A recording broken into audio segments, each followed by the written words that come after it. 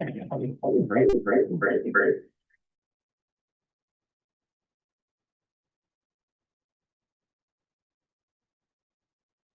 Hello, welcome. This is the September 15th meeting of the Manhattan Community Board 5 Transportation Committee. I'm David Sigmund, Chair, joined by Samir Lavingia, Vice Chair. Any items voted on at this meeting will appear at the full CB5 board meeting on Thursday, October 9th, and our schedule is slightly different this month because of the holidays.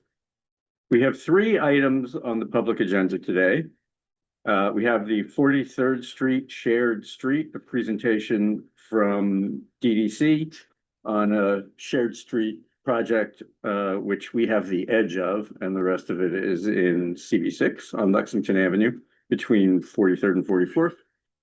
Then DOT and the MTA will talk to us about proposed bus lane improvements on Lex between 60th and 52nd. And finally, we'll talk with MTA on some of their ongoing capital projects in the CB5 district.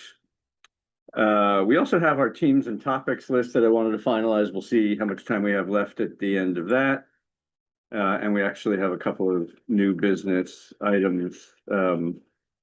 So let's jump in. We'll take attendance here and on the screen. And Charlie, if you want to start. Charles Baker. Samir. Robert Tuckman. Karen Patel. Kelly Zhang, Joel Maxman. Andy Yang, Zul Zolkowitz. David Sigmund. Will Rothschild. Nancy Gosh. And Tiffany. Tiffany Revis. That's it, right? Okay. So before we jump into the agenda, we'd like to see if any members of the committee or members of the public have new business that they'd like to raise.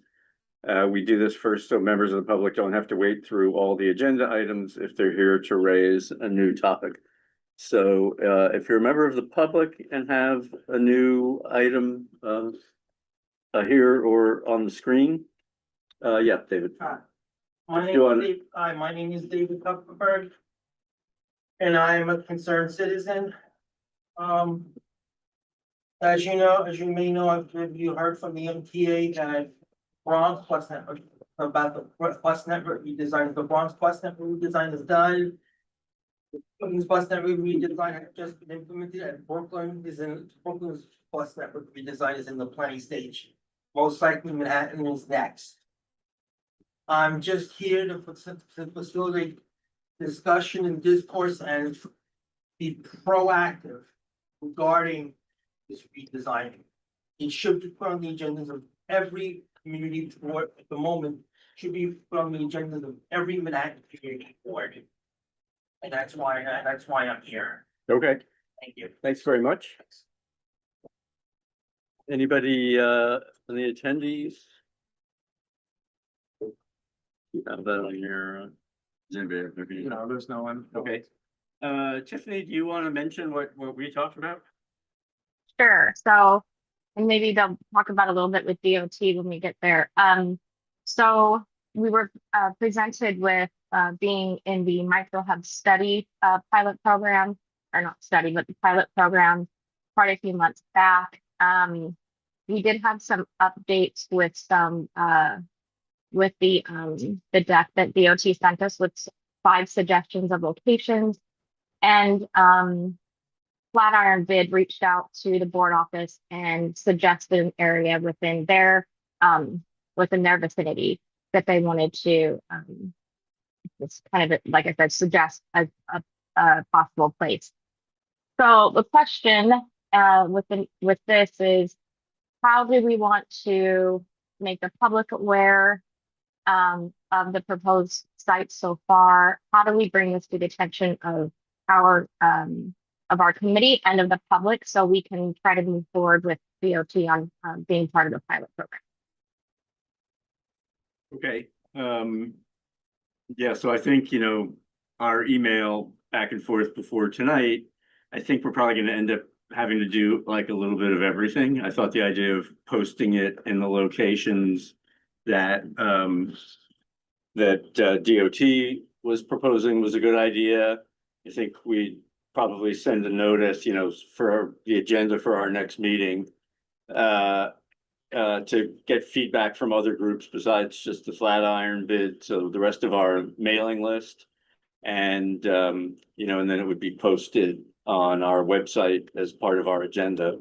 But if there are any other ideas of sort of how to get the word out about this, I think part of what we talked about was we want to understand like where are the illegal operations on side streets and get people to kind of report to us where the problems are, as well as, where the ideas might be to relocate those. So.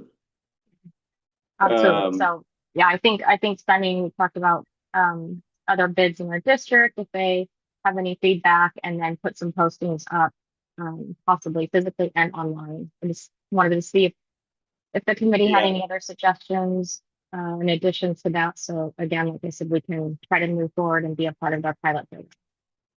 Yep. And, it's, since your group kind of owns all the issues, on your team, you can work with the other members of your team as well.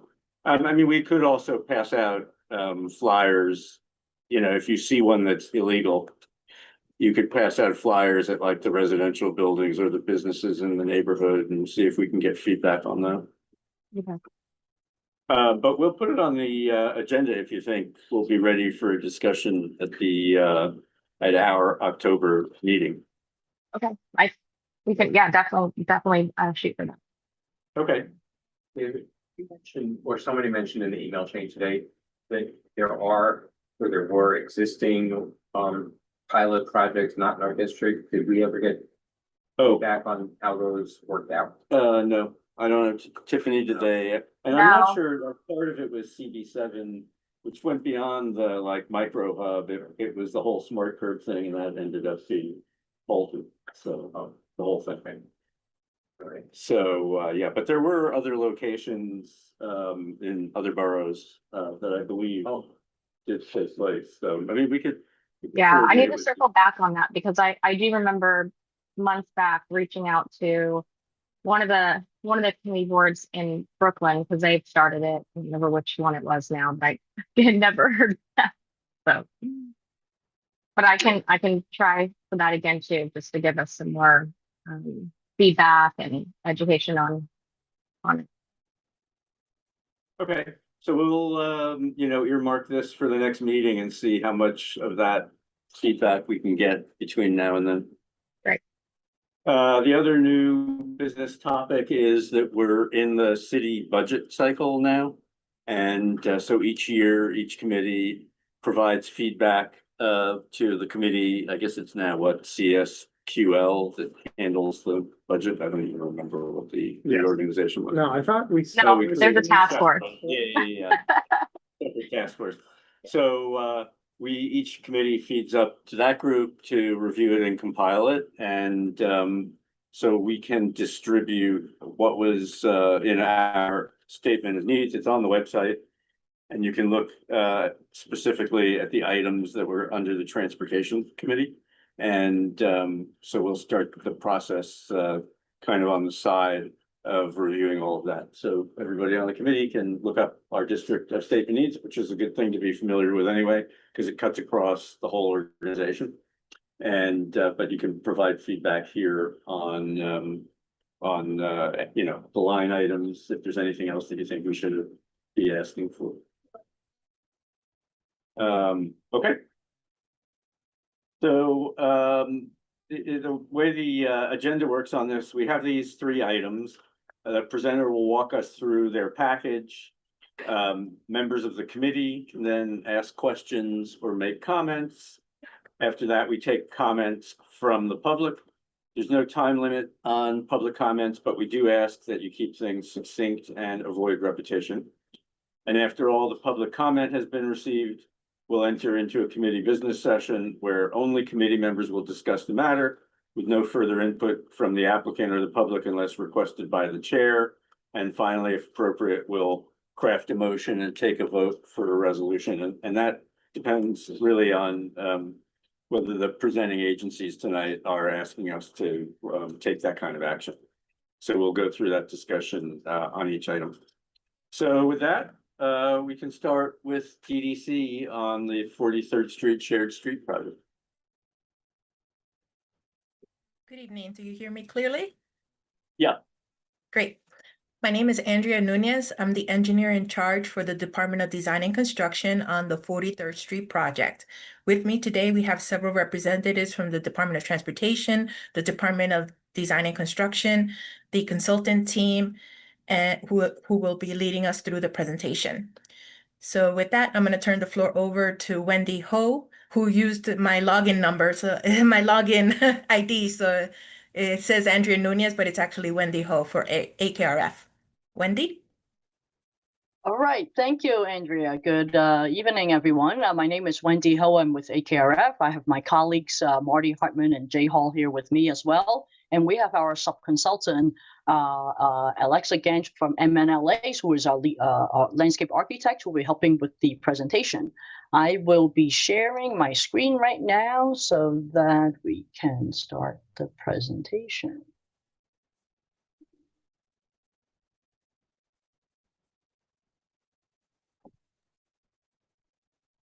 Can everyone see the screen? Yep, you can now. Okay. I just also wanted to add that Grand Central Partnership is also with us on the project and attending the presentation. Great. Okay. So everyone can see this and you can hear me. I can get started with the presentation. Yep, we're good. Okay, great. Okay, thanks again. This is a presentation to the Community Board number 5. This project is joint with the New York City Department of Construction, New York City DOT, as well as there's a part of the New York City DEP project work in here as well. This is for the 43rd Shea Street. So we're going to go through a little bit of the background. We'll talk about the locations, the funding, the background, a little bit of the schedule of where we are today. And then we'll bring you up to speed of, some of the existing conditions that we are trying to address and where we are today. I just want to start with we are actually at 90% design completion, and we have issued the plan set. And that's why we're here today to bring you, wrap up what all the proposed improvements are. So we'll start with the project location in case, just to bring everybody back up to speed. So this is a project located on Lexington Avenue between 43rd and 44th Street, and also East 43rd Street between Lexington and 3rd Avenue. Well, before you change, just so the members of the committee know, the only part of that that's in our district is the kind of western piece on Lex. Right, so right in front of the Grand Central Terminal is basically this edge of the red line is where the delineator is. Yes. Yep. All right. And this is a city-funded project and is using the traditional procurement methodology. Is a design bid build. So we're in design right now. We'll go out into bid and then out to construction later on. A little bit about the project background. This project really stemmed from, the Greater Midtown East rezoning. We've been partnering with Grand Central Partnership to identify what are some of the needs that they want to incorporate. And then over the, started the project back in 2018 and working with DOT and the Grand Central Partnership, there was a lot of interim installation, call it, that's been installed. I'm sure you guys are well aware of, for example, plastic delineators or some of the striping, just to see it's kind of like a pilot project for the Shea Street. So now where we are today is really trying to finalize or making these interim conditions to be in their final permanent conditions. The goal is really about improving pedestrian safety and circulation. Understanding, there's a lot of pedestrian flow coming through this neighborhood through Grand Central Terminal, and then also in trying to incorporate a lot of the urban design where we can to enhance the corridor. So as I mentioned, we started the project back in 2018. There were a few delays along the way. One being the Chrysler building ownership change, where because we're right in their backyard, so there's this coordination that needed. And then of course COVID hit, that also put a pause on the project. So we really kind of restarted the project again around the 2022. This is a very congested corridor. There are a lot of utilities, and again, in front of being in Grand Central Terminal is a high security area where we have to work also closely with NYPD to understand what the pedestrian security safety measure that we need to implement. So there was a lot of coordination also with FDNY and Grand Central Partnership, just to understand what all the needs are. So we were able to develop, after hearing what the needs are, we developed the plans, and 60% plans were completed in February of 2024. And that was the mass mailing plan that was distributed to everyone. In June 2024, we presented to Community Board 6. And after the 60% design plans that were issued, it took a little time for us to work with the utility companies to do a lot of test pits. Because of the utility congestions, so that took a little time to get some of the closures and finding out where all the utilities and how do we refine our 60% plan to make sure that it's constructible, and making sure we can avoid the utilities and minimize impacts throughout the area. So in July of this year, we actually submitted the 90%. This is after all the coordination, after we finding out where all the utilities are. So, and again, I will go over what those final elements are. So moving forward, what we're looking at is that once we would like to get the buy-ins from CB5 and then understanding what those elements are, and we would like to go to PDCs, our next stop to get approvals in the fall. And then we want to hopefully get to the final PDC submission in the spring. If we fast forward, we would anticipate is really to get construction possibly started in the spring of 2027, and we expect it's a 3-year construction duration, which brings to this project's completion in the spring of 2030. That's the high level timeline what we're looking at. So existing condition, and I realized that since 2018 we started the project, as I mentioned, there were a lot of different pilot or interim conditions has already been installed. But initially the goal was to, because there were 2 bump outs, we would like to widen the sidewalk to improve pedestrian safety. And then along East 43rd, that was on Lexington, and along 43rd Street, there are these temporary measures where it's a shared street and really kind of is a slowing down vehicular traffic so that, is a safer for the pedestrians.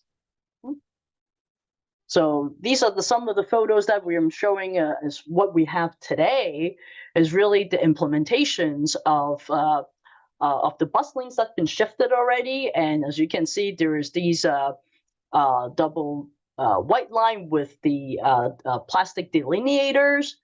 That's where the final curb sidewalk is going to be. So again, that's what we're saying. We're trying to transition this interim measures to the final condition. So you can visualize that that's where the final sidewalk width is going to be.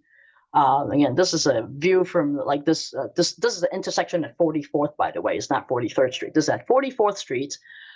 So in this intersection, again, we're going to widen the sidewalk out to here. And then at the intersection of 43rd Street, this is the intersections that we're proposing that will be raised. It's the raised intersection, and I'll show you where the limits in the next slides. And similarly, as you can see that the widened sidewalk location has already been delineated by these plastic delineators. So you can visualize where the future sidewalk will be widened to. And then along the question, sorry. No, that's okay. Okay, so on the 43rd Street near 3rd Avenue side, these are the temporary measures, but we're going to change the geometry a bit. But this raised crosswalk On the west side of Third Avenue, this will be the future, again, a raised crosswalk, which will be safer for pedestrian crossings. And also we're implementing a raised crosswalk on the east side of Third Avenue over here as well. So this is the existing conditions right now. Okay, so let's talk about the proposed improvement that we have. So again, our project limit is highlighted here in the blue lines. So it's basically just right at the 44th street intersection where we're gonna start moving the curb line out to widen the sidewalk. And that widened sidewalk will carry all the way down past 43rd Street. And then, as I mentioned earlier, I'll have a blow up of this in the next slides. And then these are the pink area that you see on the screens are where we're having these, we call it the raised intersection or raised crosswalk. Again, this is where the roadway is elevated to the same level as the sidewalk. So it's like visually making sure the vehicle will slow down. It gives priority to the pedestrian. So it's a safer crossing conditions for them.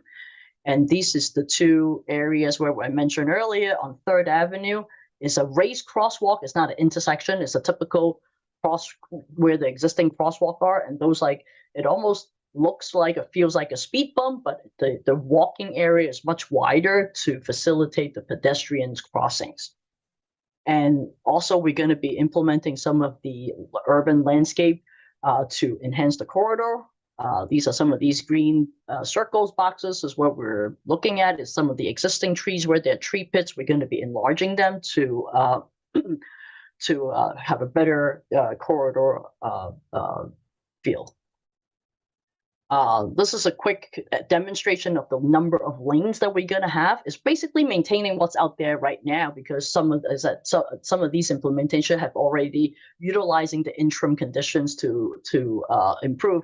We have on Lexington Avenue, you have a bus lane, 11-foot bus lane, and 3 travel lanes. And this is like through where the race intersection is. And then there are other before and after the blocks, some locations we still have a bus lane, but instead of 3 travel lanes, there is actually 2 travel lane and a parking lane. And for 43rd Street, we have the 2 ends of where Lexington and where Third Avenue is actually we have a 20-foot roadway, and we're able to widen the sidewalk to 20 feet. And because we heard the needs from the Grand Central Partnership and folks that the loading and the parking is critical for part of the Chrysler Building and the local businesses there. We kept similar to the existing geometry where we have an 18-foot lane and 2 parking lanes, and and then so the sidewalk basically remain to the current width. But that we actually done turning movement, just making sure we know that we have garbage trucks that comes in and out, and some of the larger trucks to go into the building, to the Chrysler Building. We ran all those turns to make sure that those turn movements can be accommodated. So why we have this middle sections of 43rd Street to have this typical section. So this is a blow up of the improvement. So at the 44th Street is just a typical crossing. There's no raised crosswalks, but you can see that we did a 10-foot sidewalk extension. We mentioned that there's city bike station that will remain there. The green circles there are the trees that we're gonna enlarge. There are existing trees there, so and there's a tree pit, so we're gonna enlarge them to give it a better feel. In the most of the element here is where we have at the 43rd and Lexington, exactly where Grand Central terminal comes out. So there are existing bollards there, but because we're shifting or widening the sidewalk, we had to move the bollards as well to the curb line so that we can have a better pedestrian flow with that width. So these purple dots that you see here are the proposed alignment of the security bollards. And again, the pink here is where the raised crosswalk is. In the earlier iteration, we were envisioning that the raised intersection to be much lengthier, but again, because the utility challenge, there's a major steam line right at this corner here. So due to utility conflicts, as was mentioned earlier, that we have to, because of all the data that we have to refine the design a bit. So the raised intersection part ends, very close to the intersection. We kept the width of the widening of the sidewalk, so about maybe 50 feet or so into the intersection is widened, and then the streets widen back up, while the sidewalk narrows back. And this is where we have the 8-foot parking with the 18-foot traveling. At this location, we have a 20-foot traveling, no parking, but the sidewalk we were able to widen it to 20 feet.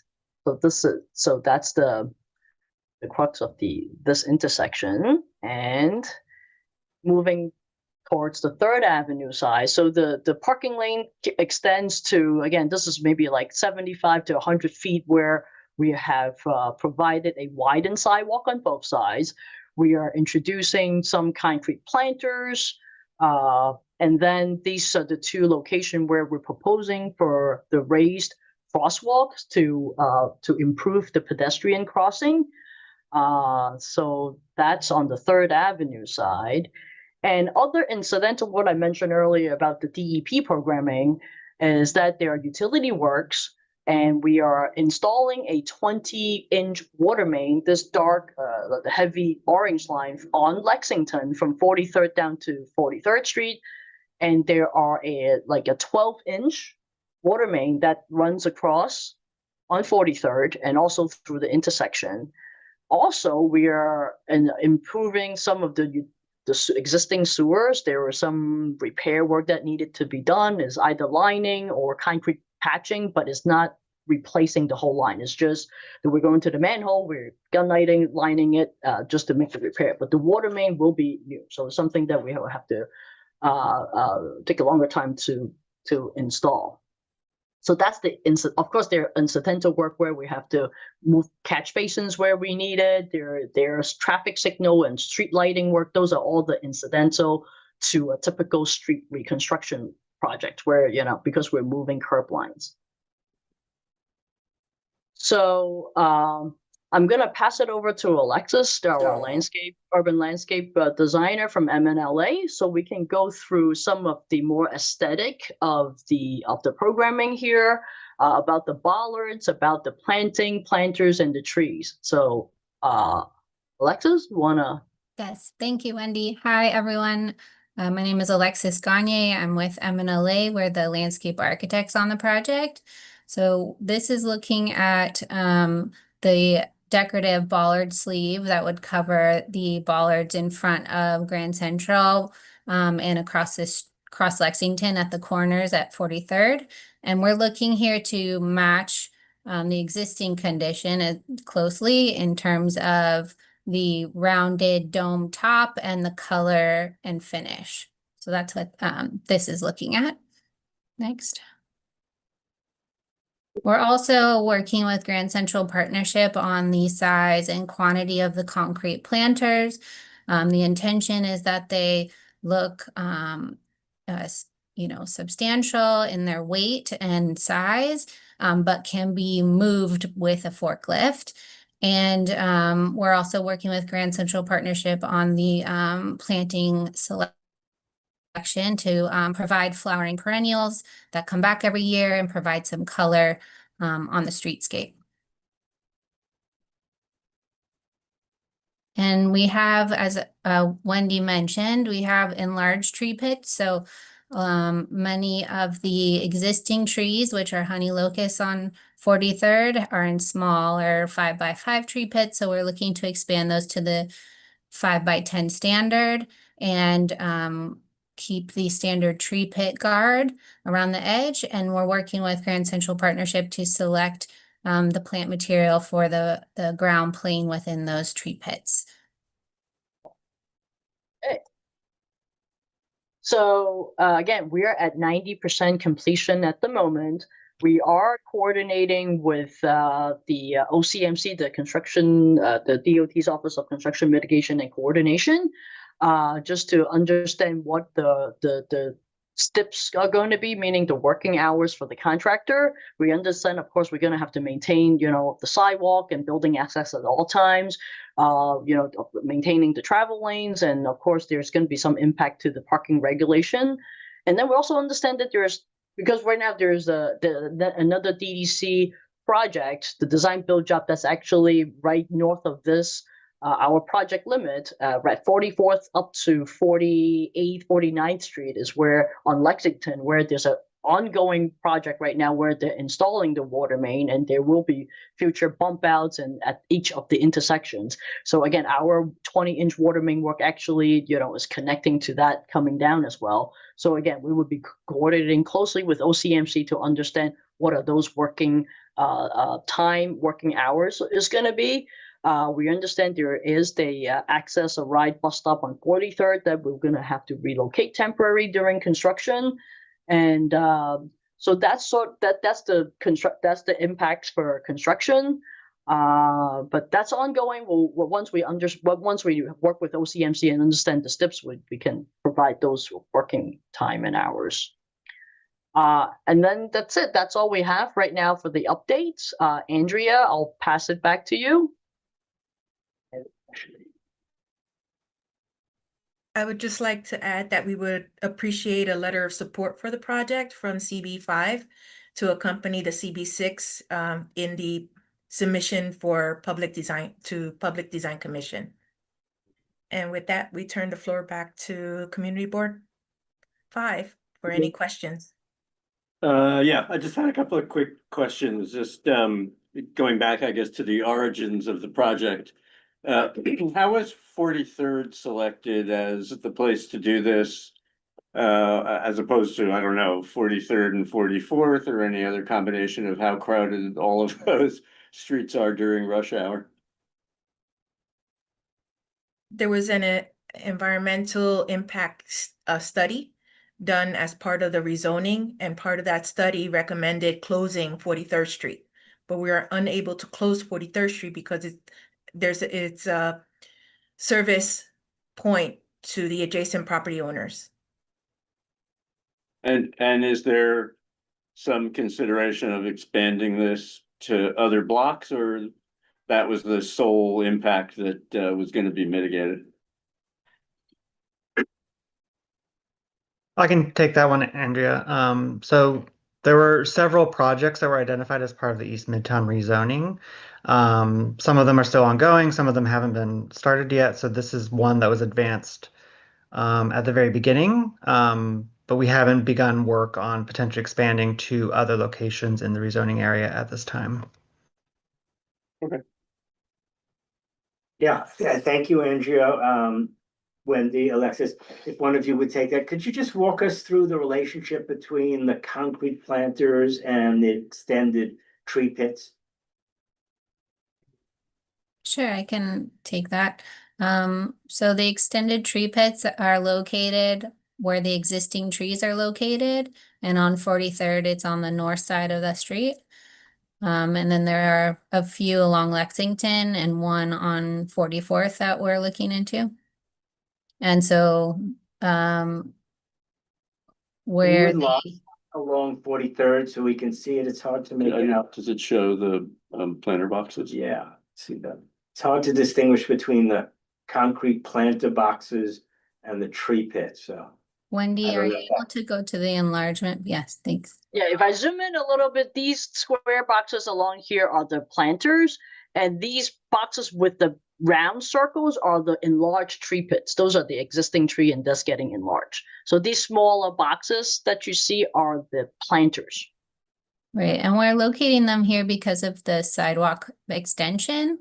And we are using them as a visual deterrent, but trying to preserve the pedestrian circulation east-west along 43rd. Right. Very good. So, and the two that we're and then you're seeing closer east, this way is where. Go the ahead. two that we're seeing easternmost, is that a corridor? Is that in the underground subsoil? Is that encompassing two trees? The larger tree pits? I see, yeah, I see how they're overlapping. Is there a subsoil connection between the two trees there? Oh, yeah, no, but- I think the circle indicates the tree, but the square boxes is actually the planter itself. The circle kind of symbolizes the tree, so the tree is overlapping, but not the planter itself.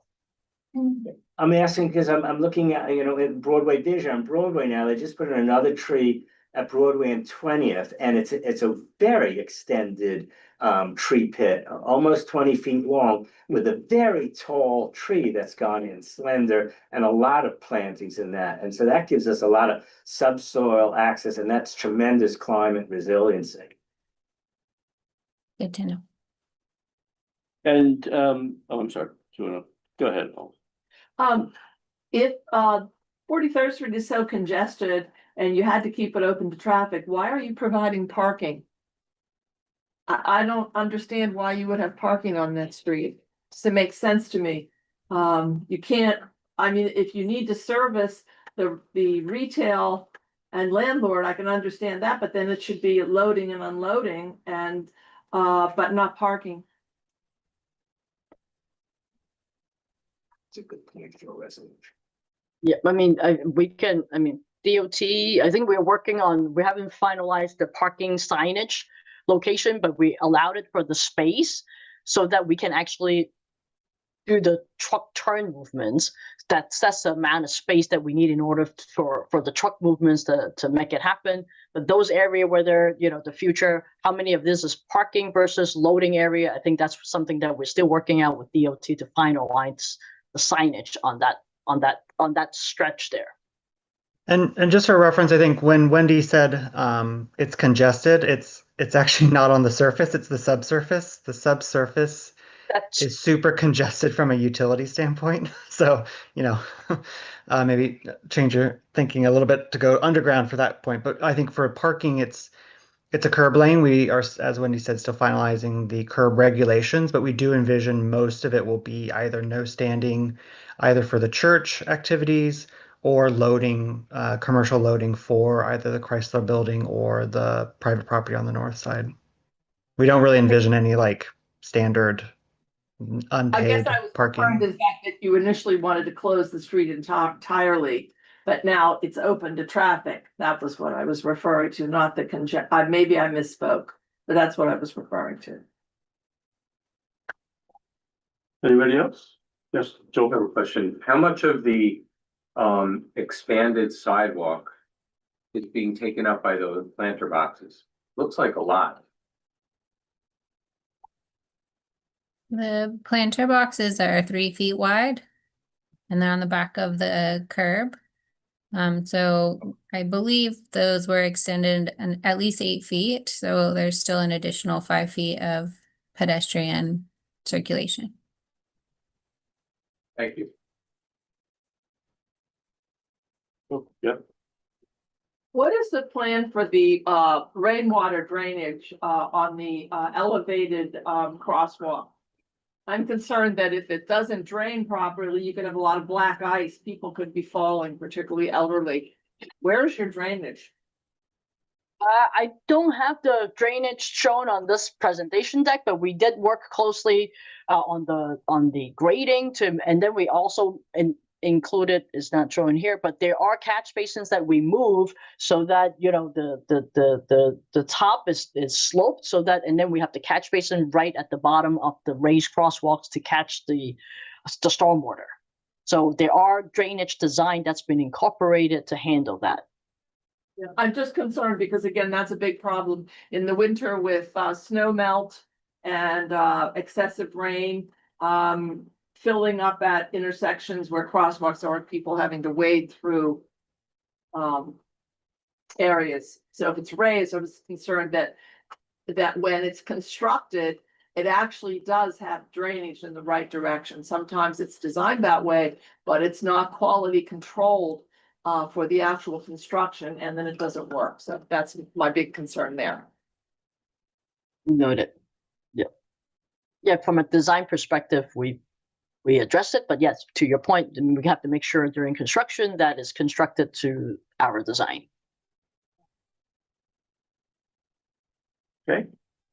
Any other questions or comments from the committee?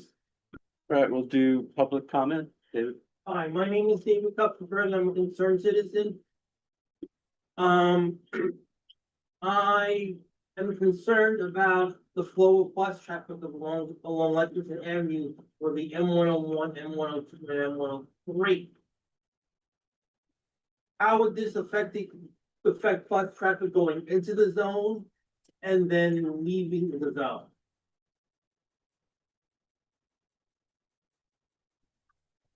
I'm just trying to, DOT, if you want to take that, but right now, it's all, as I mentioned earlier with the slide deck here, it's already happening. This has already been striped out. That's how it's operating today. The only change here is that, you know, instead of these plastic delineators, it will be a permanent curb line there. So in terms of traffic operation, it's already occurring today.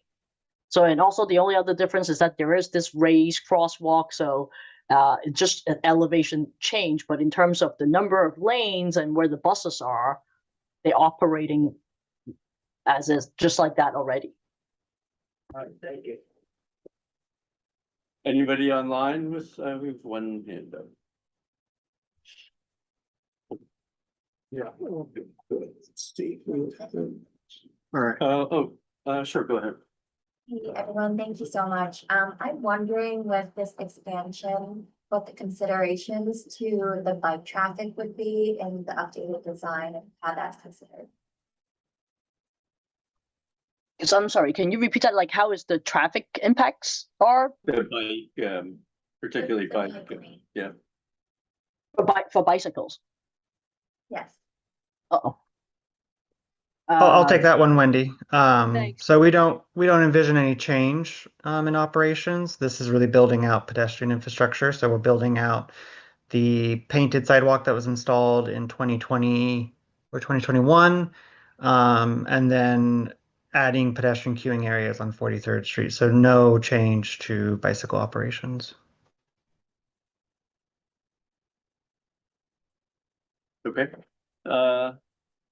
We have one person with their hand up. Yeah, Charles, you should be able to unmute yourself.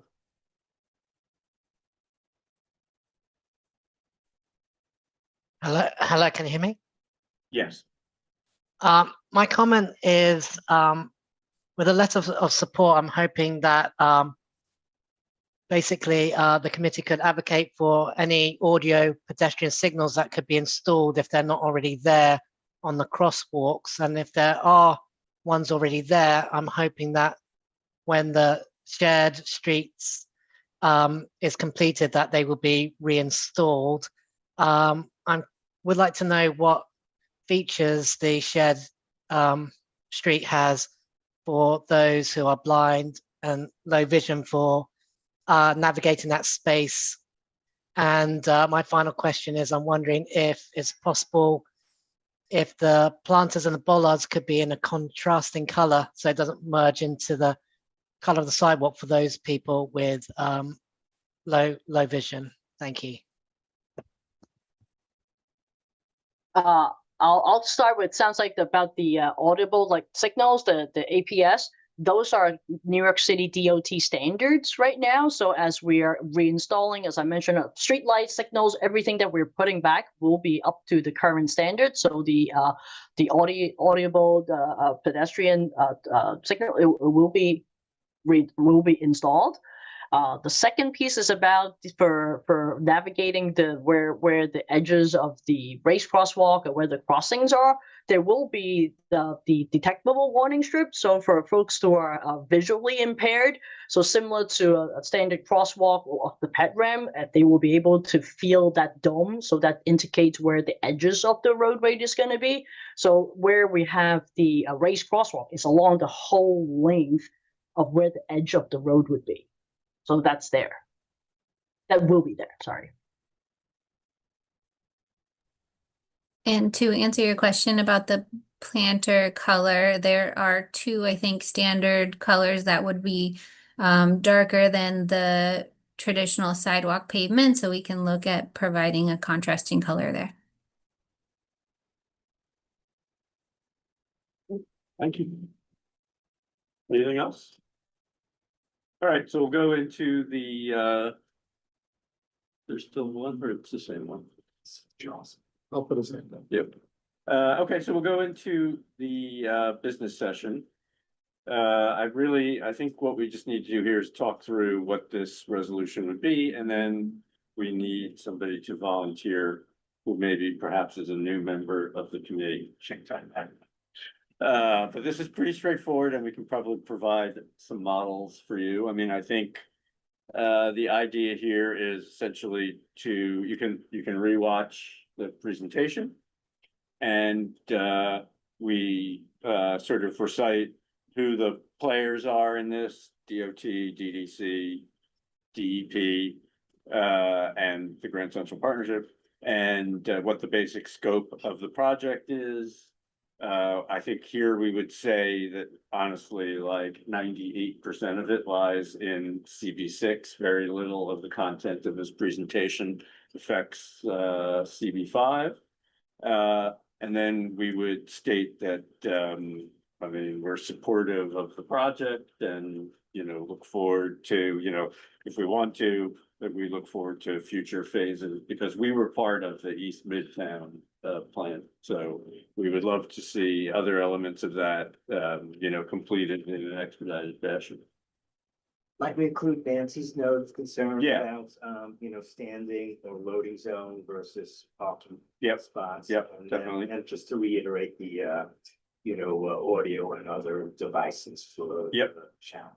Yeah, so, community and committee feedback, we can kind of summarize what those points are. So, yeah, you volunteering? Excellent, thank you. Any questions on what I just said, or? This is recorded, right? Yeah, it's recorded. And Yeah. Appreciate that. it's all right. Okay, then we'll, there's no other comments or questions. We'll, take a quick vote. Motion. Motion is what I just said, yeah. Okay, second. Let me pull up the spreadsheet.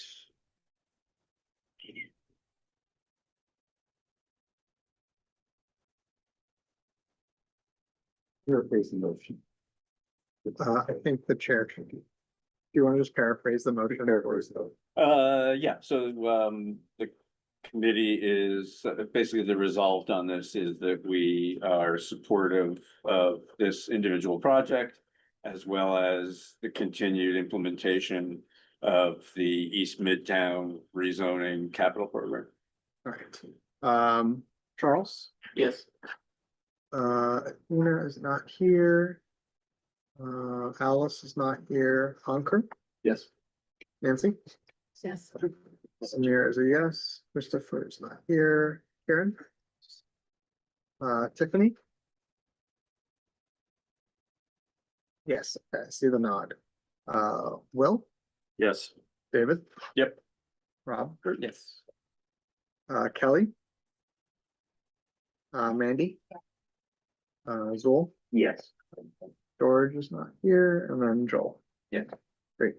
It passes 13-0-0-0. Okay. Imagine if it had been in our district, how long this would have taken. All right, thanks, everybody, on that. Thank you. Thank you, Andrea. Thank you. Have a good evening. And thank Thank you, you, Andrea, everyone. and Andrea. Okay. Item number 2 is the presentation from DOT and the MTA on the proposed bus lane improvements on Lexington Avenue between 60th Street and 52nd Street. Hello, good evening, everyone. It's Colleen Chattergoon from City Department of Transportation. Thank you so much for accommodating us tonight to give the presentation on the bus lane improvements on Lexington Avenue between East 60th and 52nd Street. Joining me tonight are my colleagues from DOT as well as MTA, Leora Nevins and Dustin Koo, and Leonora will give the presentation as well as others will follow suit from the MTA and my colleague Dustin. So thank you so much for accommodating us. Good evening, everyone. My name is Leora Nevins. Thank you for having us. Can you see my screen? We can, yeah, thanks. Great. All right. And we're joined tonight by our MTA colleagues, Jamie Cho and Mariah Richardson, who you'll be hearing from. later on. So yes, as Colleen mentioned, we're here to talk about Lexington Avenue bus lane upgrades between 60th and 52nd Street. It's a short stretch of 8 blocks that we're hoping to redesign a bit so that we can improve bus service in this stretch. Okay, so first I'll give some background and goals, walk through the proposal, and then we'll have time for discussion, next steps, your feedback. So this map here is showing on the right, Lexington between 60th and 52nd. There are 8 MTA bus routes that travel in this stretch, including express buses and local buses. On average, 71,000 riders depend on these routes daily. The average speed is 6 miles per hour in this section and 5 miles per hour during daytime hours. In the current condition, the curbside bus lane that you may be familiar with is often blocked by loading and passenger pickup and drop off, making it difficult to provide the service. So another note on safety is that in the past 5 years, there have been 88 injuries in the project area, 6 of which were severe. And we're also hoping that our upgrades will make safety improvements as well. So a note on traffic, since congestion pricing was implemented, traffic on Lexington Avenue has reduced by up to 17% in the AM peak period and 21% in the PM peak period. And the point of bringing that into the conversation tonight is to say that we expect this proposal that I'm about to walk through to accommodate the existing traffic volumes on Lexington. So now I'll pass it over to Jamie Cho from MTA. Thank you, Leora. And I'm also joined here by my colleagues, Kate and Alberto and Mariah, as Leora mentioned earlier. So jumping into the speeds and ridership, overall, the bus speeds are slow all day on Lexington Avenue between 60th to 52nd Street. The charts here show the average bus speeds on the weekdays during the AM peak, midday, and PM peak, where bus speeds are under 6 miles per hour throughout the day. And on an average weekday, close to 6,000 daily riders travel directly on this slow 8-block segment, with about 1,900 riders getting on and 1,800 riders getting off the buses here. As Leora mentioned earlier, overall, there are about 71,000 daily weekday riders who use the M101, M102, M103, and the 5 express routes, all of whom can benefit from this bus lane upgrade. Back to you. Thanks, Jamie. So just to set some goals for the project, we are looking to improve bus service by upgrading the existing curbside bus lane into a 24/7 offset bus lane. We'd also like to bring the benefits of the existing offset bus lane segment on Lexington to this section of Lexington Avenue. You may be familiar or you may not be, but a similar design was implemented on Lexington Avenue between 96th and 60th Street in 2019, and we've seen tremendous benefits to bus service and safety in that area. Bus speeds in that section that had a similar curbside to offset conversion saw bus speeds that have increased up to 26%, and pedestrian injuries have decreased by 35%. So I'm pointing that out both to show the benefits of this type of conversion, but also to explain that consistency across segments is preferred for bus operations. It's easier for bus operators to maintain the same position in the lane alignments as opposed to having to switch back and forth from the curbside lane to the offset lane. So the offset bus lane proposal is shown here on the right. So the right is showing the existing curbside bus lane, which you may be familiar with. We have the 11-foot bus lane on the curb, then the 3 10-foot travel lanes and a 9-foot parking lane. And in the proposed design, we're proposing to have a 9-foot curbside lane that is available for loading and pick up and drop off, the 11-foot offset bus lane, an 11-foot travel lane, a 10-foot travel lane, and a 9-foot parking lane. And this design improves bus speeds and reliability, and it allows buses to travel through the corridor without being blocked by standing vehicles that are trying to access the curb in the bus lane. It also is creating new curb space so that this curb demand that we've seen in this section doesn't get in the way of bus service. And this design would be enforced by bus-mounted cameras through the MTA Automated Camera Enforcement Program. So this is an aerial view of the proposed design. On the left is the existing. So you see the curbside parking lane, the 3 through lanes, and then the curbside bus lane. And this is just showing a typical block. And in the proposed on the right is the curbside parking lane, the 2 through lanes, the dedicated offset bus lane, and the curbside lane for quick pickup and drop off, as well as the bus stop if there is a bus stop on that block. All right, so to summarize, this project is proposing converting the existing curbside bus lane to offset for improved bus speeds and reliability throughout the corridor, and making it easier for pickups and drop-offs to take place in that curb lane without impeding bus service. So we've spoken with electeds representing the area, and tonight we're speaking with you, and in the coming weeks we're speaking with the other affected community boards, 6 and 8, and we are looking at a fall implementation followed by a period of observation and monitoring the bus lane and the curb access needs.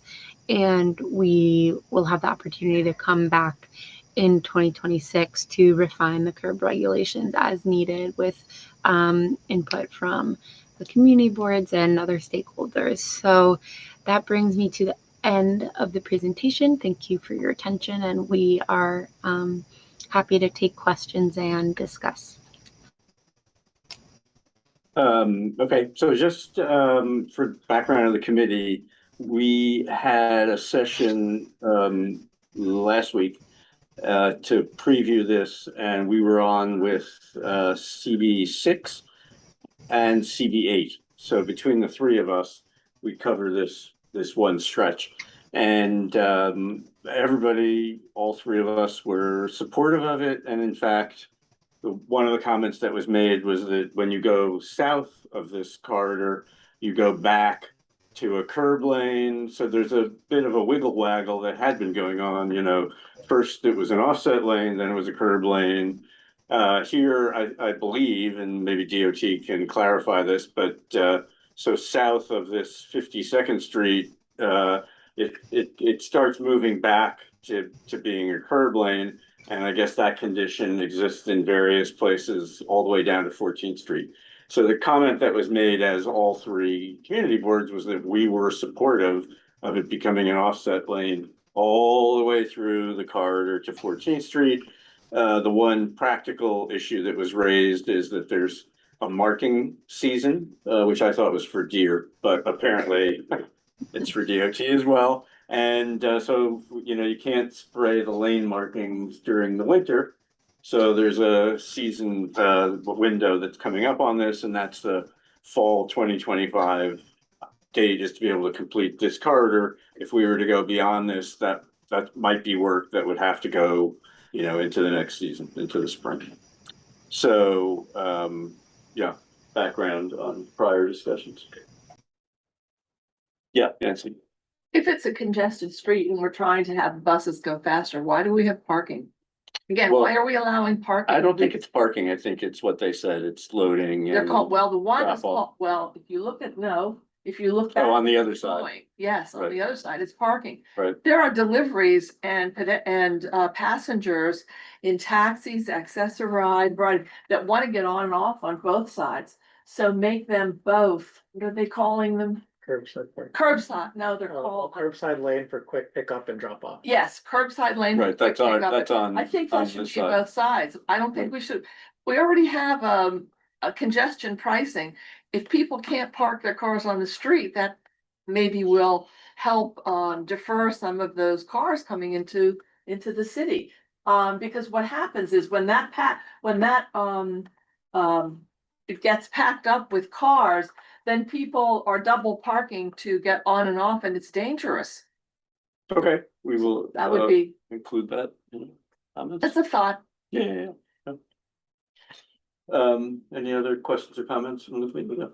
Question, how is this offset lane? I know you talked a little about what happens south of 52nd, but how is it affected by the earlier proposal? Not the change, because you said it's not changing, but the 43rd, 44th Street, where the whole of Lex is narrowed on the right-hand side, going southbound.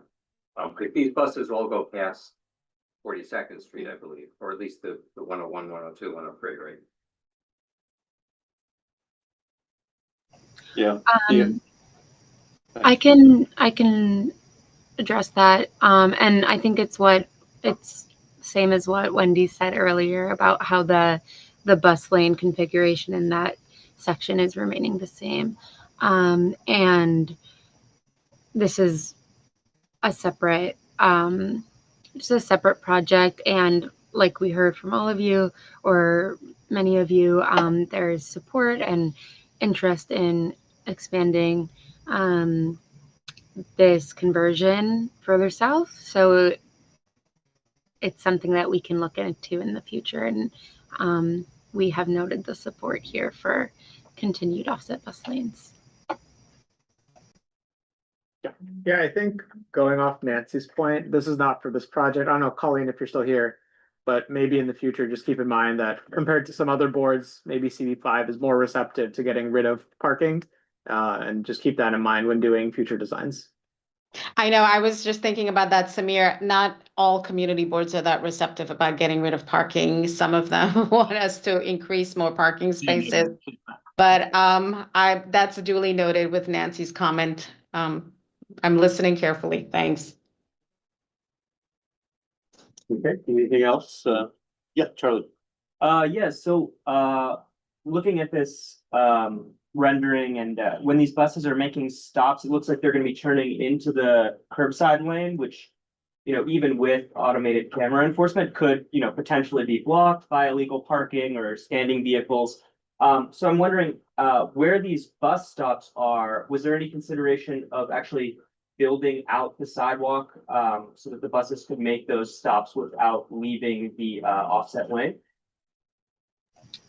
Thanks for that question. It's something that we could consider, but it's not within our capacity at this point for this project. Typically for that type of construction, we would incorporate it into a capital project, which is longer term, and this is markings, and we can fit it in where we have capacity in the contracting schedule. So in the meantime, it's the same as our typical situation for bus stops. So it is, and in this case, it is enforced by ACE, automated camera enforcement. Thank you, appreciate that. Okay, if that's it for the committee, we'll see if there are comments from public attendees. If you want to raise your hand. No, all right. Seeing none, we'll go into the executive session. Again,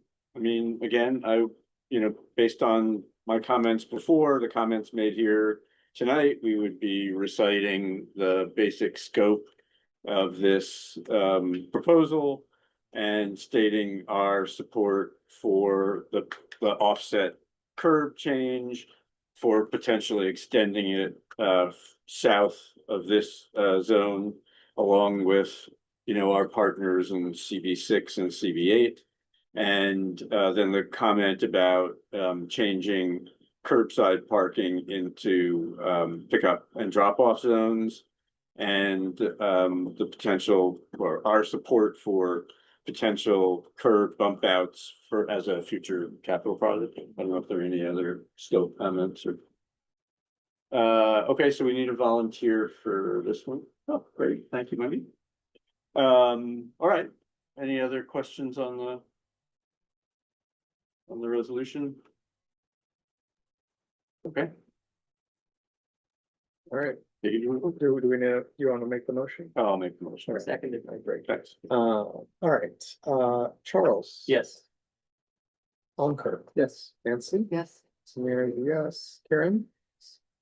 Tiffany. Just give me a thumbs up. For some reason, I can't hear you. Okay, great. Or a thumbs down if you want. I don't mean to influence your vote. Will, Yep. David, Yes. Robert, Yes. Kelly. Yes. Mandy. Yes. Jules. Where's Joel? Who's that? Two left, yeah. Okay, Joel. Yes. It passes 12-0-0-0. Okay. Thank you, Colleen and team. Thanks, everyone. Have a good Thanks, evening. everyone. Thanks. Have a good night.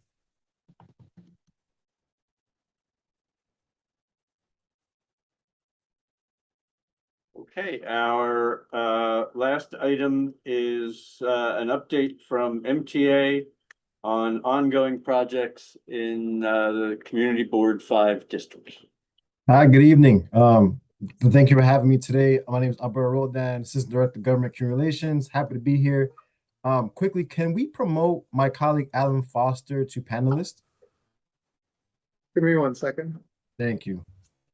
Yeah, because we're going to provide a brief overview of a proposal of the FM swap. You may have heard of that. We're going to go through that today and take some questions and some feedback.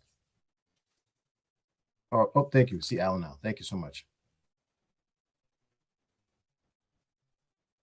All right, so we're gonna go through the FM swap. It's a proposal that we're proposing. We're hoping to present this to the board next month, and if approved, we're gonna look to implement that in December of this year. But before that, we're having a lot of outreach conversation with the community, including all of those that will be affected, including our benefits.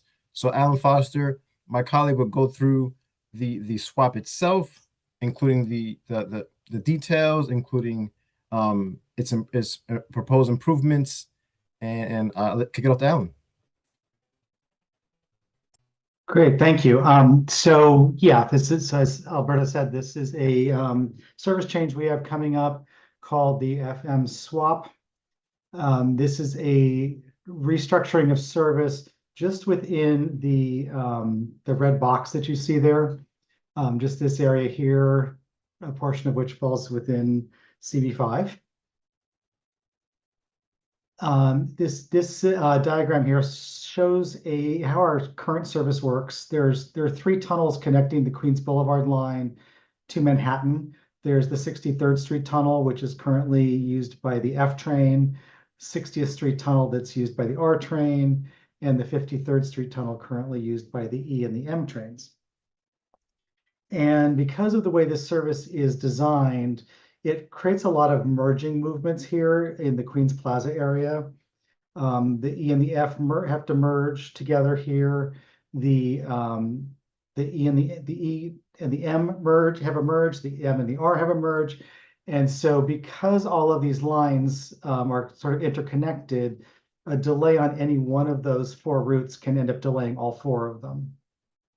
So our plan here is to sort of untangle that. So you can see how much simpler that looks. By rerouting the F train via 53rd Street and rerouting the M train via 63rd Street, we untangle that and remove merges between the express and the local tracks.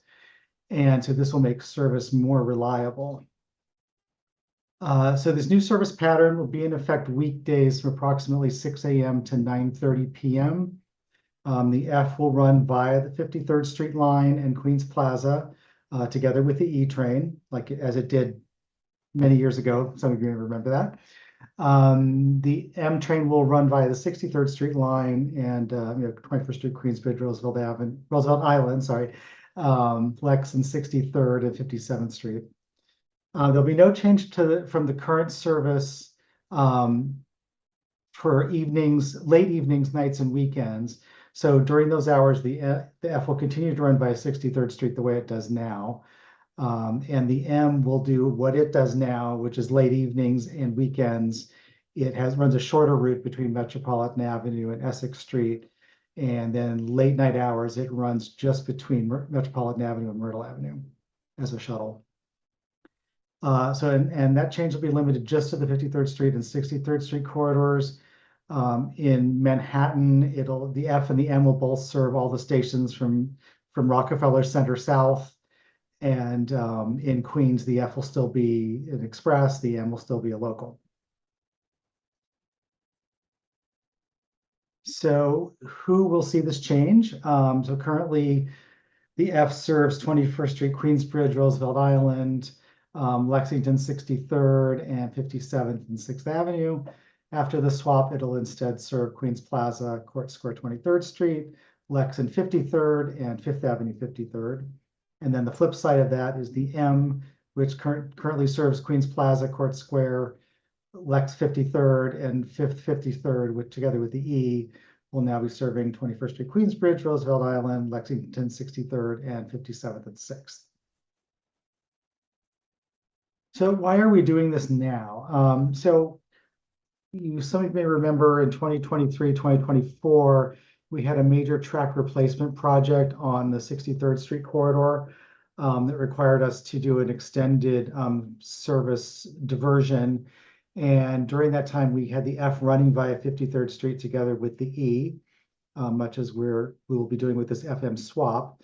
Not exactly, so it wasn't exactly the same as the FM swap because we had an F shuttle train as well on 63rd Street. So the M didn't run through to Queens, but this rerouting the F via 53rd Street during that time resulted in more reliable running times, faster trips, and better peak hour on-time performance. So we thought that we should take another look. It's a proposal we've looked at different times over the years, but after doing that long-term service change for the construction, we thought, well, it's time for us to look at doing this operational improvement permanently. So by doing this, we are eliminating the shared track segment between the E and the M.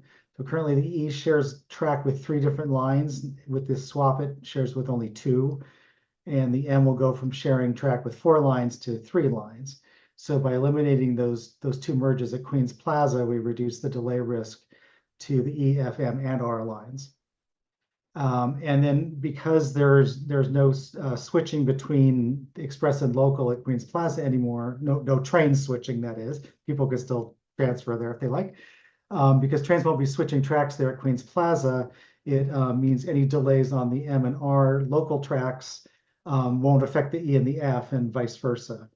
And our current data show that about 15 to 20% of rush hour E, M, and R trains do get delayed at Queens Plaza, so this will certainly help with that. So what does this mean for customers? So there's some pretty broad-based benefits to this through increased reliability and reduced delays. That affects all the E, F, M, and R.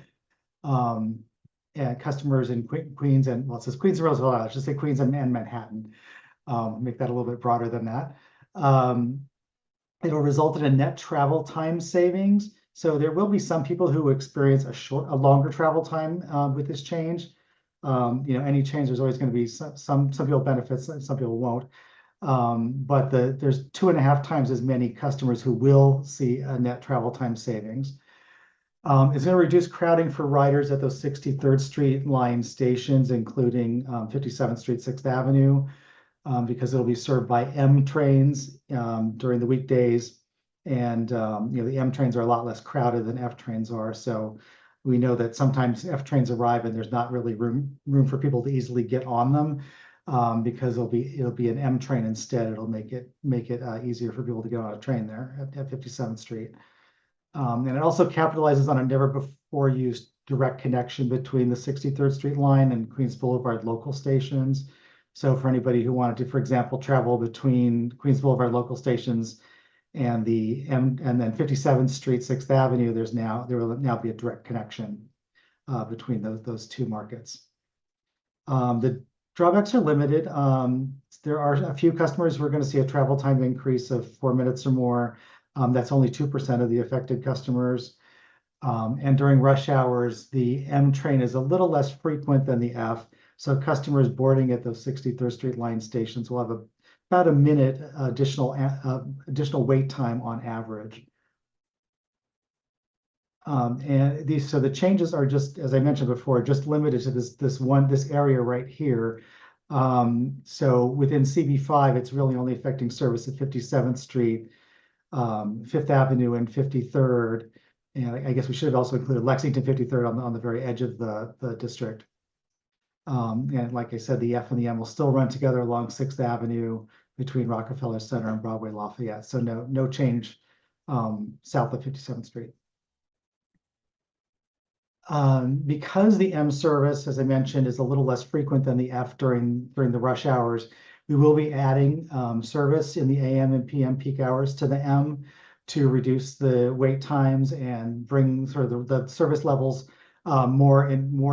make them more equal during the rush hours. So that will result in a average increased wait time of 1 minute for the riders at those 63rd Street line stations. And I'll pass it back to Alberto. Sure, thanks, Alan. So as you see here, as I mentioned before, we began outreach in earnest earlier this year. We began outreach to our elected officials who we briefed in both Manhattan and Queens. We've met with community boards, including the committees themselves. We're continuing engaging both elected community partners and other stakeholders. So we're looking to get feedback from them, but also inform them of this change and take back any suggestions that might improve the service as well, because we're doing this to improve our customer experience. So we're continuing doing this outreach. It will continue to happen throughout every phase of the implementation. Again, we're looking to present this plan to the board next month, and then looking to implement this in December of this year. So customer communications, many of these tools you see every day, you're very familiar with them. On train signage, our train maps. We're also going to create a website to highlight this change and have FAQs, some common questions, but also our digital information screens on the trains, at the stations, on the app. Those will reflect this change. And we also deploy customer ambassadors to really have that hand-holding one-on-one human face direct connection with these communication changes. So that will happen in earnest. And with that, any questions? Yeah, just briefly. So I'm just wondering why it reverts back to the old operation in the off-peak. And was that a cause of concern for customer understanding of the change, or what's driving all of that? So the reason for that is that so currently the M only operates along Queens Boulevard on the weekdays. It doesn't operate on Queens Boulevard late evenings, nights, and weekends. It operates a shorter route during those times. And so because the M isn't an option during those hours, we have to put the F back to 63rd Street during those times so that those stations, so we maintain service to those stations along 63rd Street. And it's not feasible for us to have the M running on Queens Boulevard late nights and weekends, because there's always planned work going on that requires us to reroute trains either to the Alta Express track or all to the local track. And so even if we scheduled it, a lot of the times it would not run because of planned work. Okay, thanks. Mhm. I'm missing. My concern is that you will have enough budget to actually pull off the customer communication plan. It's very confusing. And a lot of people are gonna find themselves in the wrong place for several months. So, I'm not a fan of it being a combination of the F train going this way and then later going, weekends going another way. It's confusing. Say that. Yeah, one good thing is that all of our F and M trains have automated announcements. They have new technology trains with automated announcements. So the trains will announce, this is an F train via Court Square, this is a M train via Roosevelt Island. And that will also be reflected on the side signs on the train, the electronic side signs, and on the electronic strip maps inside the train. So that'll help customers identify where the train's actually going. And as Alberto mentioned, we'll have, a comprehensive communications campaign before this goes into effect, and we'll also have, customer ambassadors out there when the new plan is implemented to help people find their way. So it's really, it's really a communications issue, and so it's really on us to get the communications right. As long as the speaker system, the announcement system in the train cars are actually working and you can hear it and it's clear. That's not always the case. Understood. Yeah, Joel. And also the speaker systems on the platforms, which are much less frequently working. But I have some questions. So I live at the 57th Street stop, and right now it's 1, 2, 3, 4, 5 stops to Forest Hills and 7 stops to get to JFK. It's now going to be on the M, 8 stops? No, more like 16 stops to Kew Gardens, where I change for the E to get to JFK. How is that a 4-minute difference and a lower train headway? Well, I mean, I think you could transfer Roosevelt Avenue to an express train, so that would cut down the number of local stops that you have to make. But yes, Okay, that would be one of those trips that I was mentioning that would have a longer travel time. Right, it's still 9 stops. I'll tell you, I have never gone to my station at 57th and 6th, days, nights, or weekends where I don't see completely lost tourists trying to figure out how to get to the airport. And unless you have ambassadors there on the platform 24/7, you're gonna have a lot of lost tourists. Your PR is for a limited time period, but if you have one train running in the daytime and a different train running at nighttime, and your maps don't change at night, your maps only change on the weekends, no one's gonna know what to do. You're gonna have a lot of lost people. Yeah, we'll certainly take that into consideration. Thank you. And updating the guidebooks that people use when they. Yeah, I mean, the F and M, as I think Alan mentioned, it's been through a lot over the last few years, so people have their antenna up for that. I'd like to make a comment. Yeah, sure. So I think both of those points are very fair points. I guess you could also, what I would just want to add, if you're an outer borough traveler, like for example, if you're going east into Brooklyn, like the N train, Q train, even R, if you look at their timetables on the weekends or late night, they actually do kind of swap out. If you're going to Coney Island, for example, so in this instance, I think I'm someone who's ridden these trains almost all my life, like whether going to high school, whether coming in to commute for work. I think anyone who's traveling in Eastern Queens from Jackson Heights on east, coming into city center, if you will, Midtown East, coming for work. I mean, those platforms are crowded, especially Jackson Heights. I think the fact that you can run an E and an F express to come straight down, I think is actually really amazing. I do understand what you're saying in terms of going out to JFK. I think going out to JFK, unless you're on the E, it gets a little tricky. So I don't know that I would say that the lost tourists will. I think that's another animal that needs to be solved for.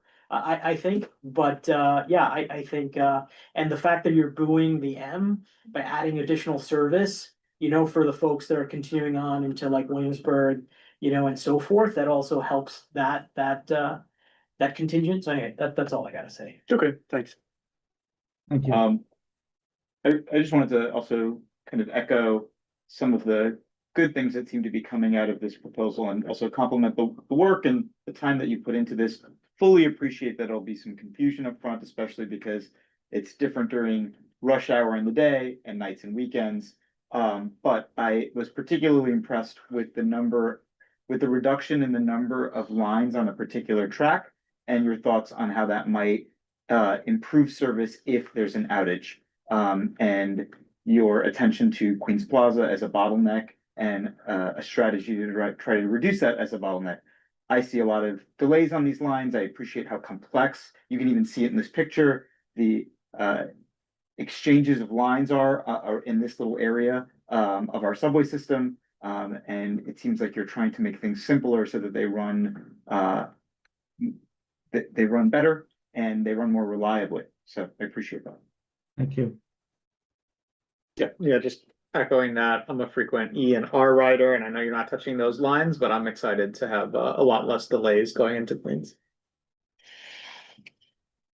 Thank you guys so much for the presentation. Appreciate the work and consideration here. I think with regards to Jill, your comment around the tourist, I think as someone who's traveled to other locations, I typically would use, you know, Google Maps or some sort of live tools to tell me where to go because I would not be familiar with any of these lines. So I just follow what my maps tell me to go. And so I'm curious how you are syncing those live updates and changes to make sure they're promptly reflected, because I hope that would be a way to address kind of the tourists that or frequent airport travelers that may be lost from the switch. You're asking about updating like Google Maps and et cetera? Yes, That's the kind of question, yeah. live digital tools that typically people turn to navigate the train systems. Yeah, this change will be reflected in the MTA app, Google Maps, all the third-party apps. They pick up any schedule changes or routing changes that we make. So those all the apps will be updated. Yeah. Okay, any other? Yeah, so untangling all of this seems pretty logical. So I guess I'm just wondering what was the original reason for it to be tangled in the first place? Like did that actually serve a purpose that is no longer necessary? Well, I guess that is a good question. I'm not sure I have a good answer for that. I think part of it was just the desire that we were opening this new connection, and we wanted to provide express service along the new connection. I think that was really the reason. 63rd Street. That was in 2004. That was a long time ago. I mean, the subway system is really more of a religion. Sometimes you just have to have faith. Thank you. Thanks. That was, the 63rd Street was opened in the early 90s, Yeah. not 2004. The connection to Queens Boulevard opened in 2000. I'm sorry, connection to Queens Boulevard opened in 2001. Yeah, the 63rd Street line itself opened in 1989. Yeah. That's very deep.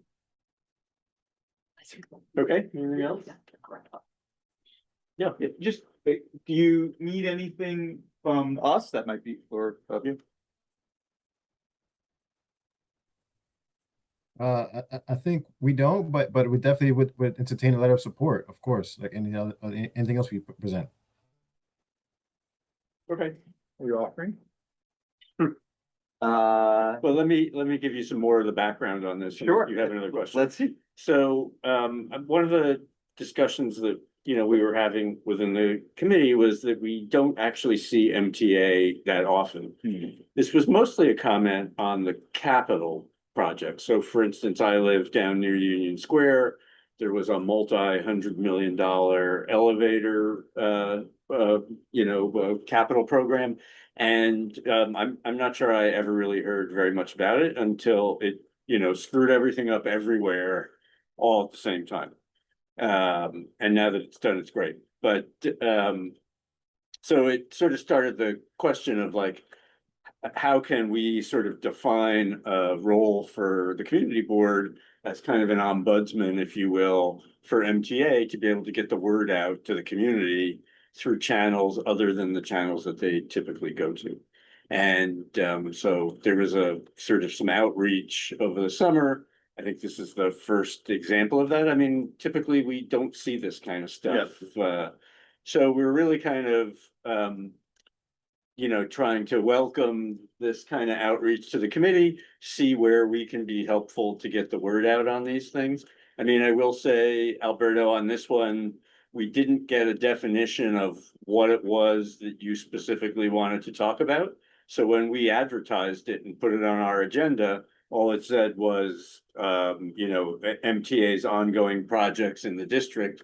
It didn't specifically say that it's about the FM swap, because we may have picked up other people when we advertised it who are interested in that topic rather than the more general. But, in general, usually a particular program will come to us. We welcome this. I mean, I think part of doing a resolution on this would be to thank MTA for coming in and briefing us on it, and to look to expand that on other capital and operational programs that they have.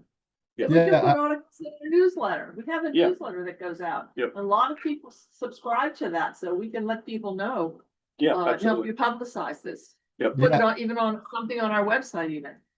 I appreciate that note, and going forward, we definitely will be more communicative with you guys in terms of capital programs, not just weekend work, but in general. I want this to be an open door, and you'll see more of us. So I appreciate that open door. Yeah, I mean, we felt like we really could be helpful, as I keep mentioning the capital program, but once you put a shovel in the ground, it's too late. So, it's helpful for us to hear about these early. DOT, we've spent some time with them, figuring out how the relationship works so that we see stuff kind of earlier in the design process and can spend more time getting public feedback on it. So we feel like we have a helpful role to play in this, and our constituents appreciate that we're bringing this stuff to them as well. So yeah, so I mean, I unless somebody has another comment on this, I mean, I don't know why, a statement of support on this, and again, thanking MTA for approaching us on this and looking to expand that in the future. So if people have comments on that. Yeah, sure. But just precisely what you just said, that supporting MTA, thanking MTA for bringing this to us, I think that's a great thing that we should say and encourage in the future. I think before we vote in support of this particular FM swap, we should be able to have time to notify our constituents and our residents and tell them, hey, this is coming before us. Let's put out, tell us if you have comments. Anybody else? So Joel, I mean, how would you craft a letter on? I would say let's let them come back and talk to us after we publicize this. Well, what's the timing they're going to the board in a month, right? Yeah. They just came to us and they didn't tell us what they were coming with us. So this is right. Yeah. Appreciate that, but this is recorded. Maybe we can put a note out, especially in our newsletter, saying there's a presentation on our YouTube channel that the MTA made on the FM switch, and maybe that's the way we handle it this time. And then in the future, now we've told them we'd like to have slightly. Yeah, and we're creating collateral and a website. So should that come beforehand, we definitely will send that your way as well. Any other comments on this, or?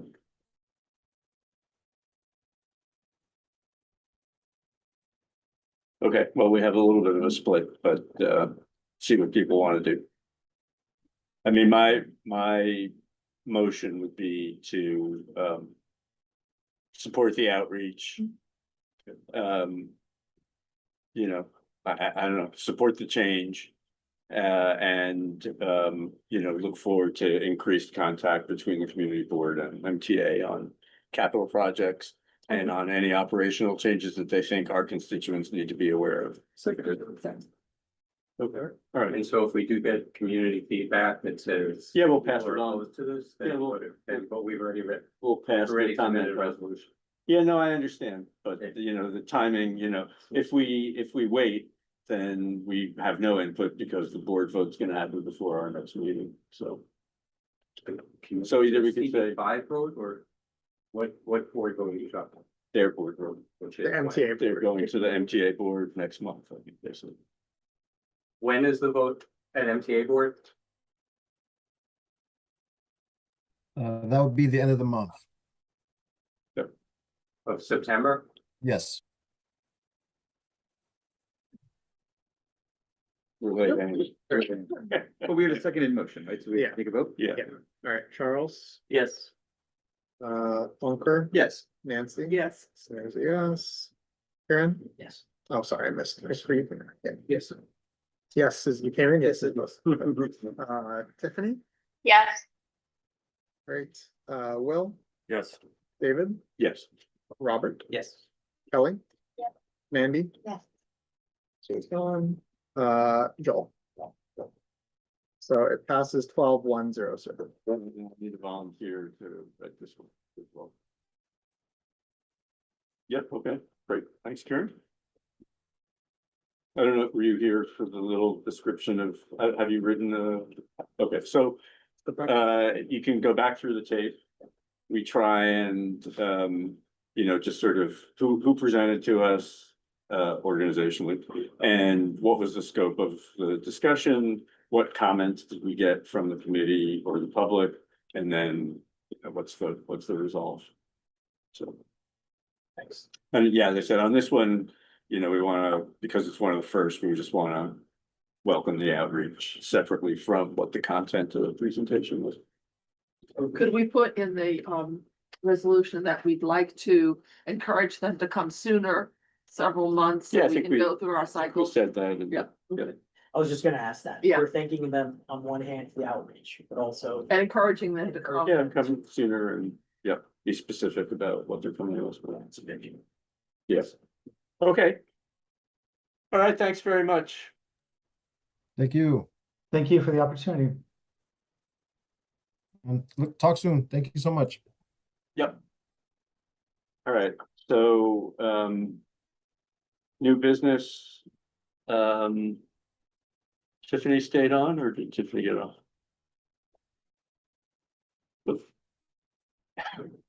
Dropped. She is gone. Oh, okay, all right, well, then the micro hub pilot thing we'll deal with next month. I'll talk to her. Can you, Samir, can you put the live version of the team thing up, that team and topic thing? Yes, that's. David, maybe the micro hub thing is where we bring up the fact that we want to have some sort of notification number on these distribution. Because the distribution is the truck is gonna go to the micro hub. Yeah. The micro hub is gonna take the packages, then it's gonna go on these, Yep, those Amazon type bikes. yep, So then maybe that's where we say we want numbers on those because we've seen them. Breaking laws, and we want to make sure we can monitor their. Yeah. Behavior in terms of following. Yeah, no, I think that's good. Traffic laws. I think DOT had made the comment, Tiffany's back, that you know, that it would focus their enforcement because these things would all be in particular, you know, so Yeah, they would be divided by time, by company, you know, so they're gonna wanna focus their enforcement. So to that's take a that's good picture comment. of, like one on the sidewalk or something. Yeah, well, as we learned, have the number up they're front. always taking pictures of something. Tiffany's still on. Yeah. I'm here. I'm here. Sorry. Yeah. That's okay. I got cut out, so I missed that. No, we were just repeating like our earlier, so I think we're gonna try and line this up for next month's committee meeting. Okay. Okay. In whatever condition it's in, cause I think at this point, it's like whatever we can get it to do, we'll make it do that. Yeah, I did a bunch of research while we were on our meeting already, and I noticed that a few of the other Manhattan boards, they actually do have it on their website. So that's probably a good thing for us to do too. So Okay. even like the newsletter, just to start getting the word out there, and then the components that we talked about at the beginning of the meeting start on that too. Okay. All right, so I want to try and finalize this Teams thing. You can actually zoom up on those three left columns. So there we go. Is that good? Yeah. I got your comment, Charles. I mean, you'll see here, I think essentially we put you in with the mobility group, and then any of the things you were interested in, are in that list. I did add, we got complaints in to the office about the Uber shuttles, which interestingly are non-licensed. So their locations are not defined. They're not treated like we treat, buses that have to come to us for an application or come to DOT for an application. And so that's one where we've been asked to kind of jump in and do some research on that and take a position on it. Yeah, every other shuttle so far has a permit and drop off points, and this is just sort of free, It's Uber's MO. free Yeah. forming. Yeah, so we've been asked to, kind of expedite our review of that. So, so for that team, these are the four. And however, the idea is, you work together to figure out who's working on what. And one of the comments that I got from a couple of the other committee chairs was that once everybody's had a chance to digest what their topics are, we start putting dates on when we think some of these things can come back to the committee. So we're not going to do that right away. I mean, I think probably for next month, it would be helpful if people, did the basic outline of what this is and gave us some idea of what they think the timeline would be to bring it back to the committee. Okay, Broadway, which I think has really expanded quite a bit, but Kieran and Robert have joined that, and you can see we added a number of issues. I'm sorry, this MSMX train commitment tracker. So there's a link. Did I include it? Yeah. So this is a very cool website that kind of works.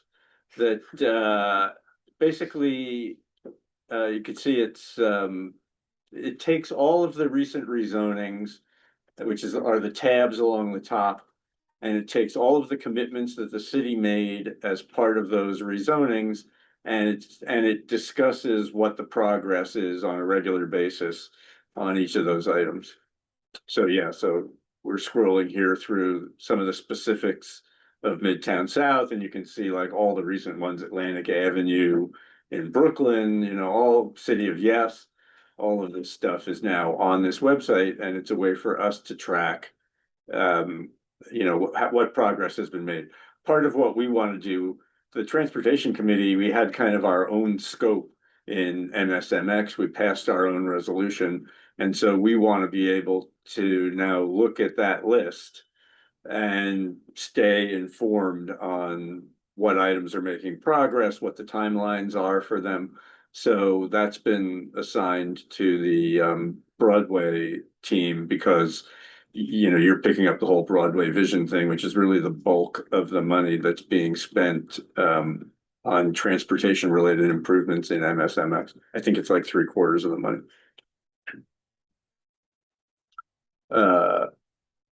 Yeah, it's pretty long. Yeah, just say I'll stop. But of note, some of this stuff is like review starting into 2025. So Yeah. we might hear from them soon. Yeah, so that's why it's, somebody on that team should dive into this thing and maybe make their own little spreadsheet of what's on it and what the timing is, and then we can start keeping track of that ourselves. And there actually is, under the rezoning, there's like a community review group which includes CB5. I'll find it later. Yeah. And what else is new here? Summer Street's accessibility was raised.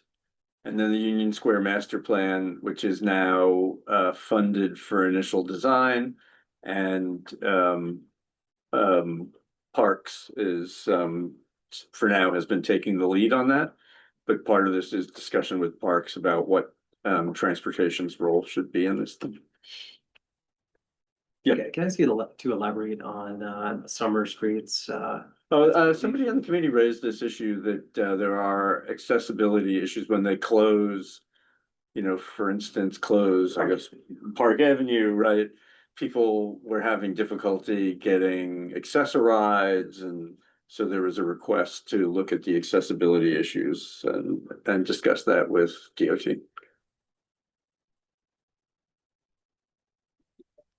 All right. Sounds good. Okay. And again, you know, we kind of leave it up to the 14th Street to that people can't get accessorized on 14th Street either. yeah, that actually comes up in the 34th Street busway. Okay, I'm not sure where we've assigned that one. that's a problem in my neighborhood. So we've added Will and Athena to the pedestrian experience team, which is very broadly defined. But so in terms of priority, we've been asked to look at this street blade co-naming policy, which Samir is our resident expert on this, but we've had a stop on these for like 2 decades. And now we're getting requests from the electeds, the city council person who is getting the incoming on these and would prefer that we get the incoming. So we've been asked to reassess our moratorium. And the proposal really is to just look at more recent policies that other community boards have passed and come up with one of our own that kind of picks and chooses from the best parts of other people's policies. So it's been on the list. We kind of thought it had gone away, but it came back. And I think the same thing is true with daylighting. Anker led an effort last year, and there's now some draft legislation. And again, we've been asked to sort of stay on top of that. I don't know that there's immediate action on that one, but we've been asked to stay informed on the scope of the issues. You know, there's been a lot of public discussion that you can look up. And yeah. Didn't the city council have a vote on this like yesterday? Oh, I don't know. Am I remembering wrong? It's not coming up for a vote yet, I think, but it's Was it rally or something? it's definitely being considered this like in the next couple of months. Yeah. There's state legislation on that too. Yeah, because it's right now, the city is exempted from complying with the state policy. So then this Vanderbilt Avenue pedestrianization is, you know, kind of a pilot project. As I mentioned, it came up as an issue in the land use review of 383 Madison.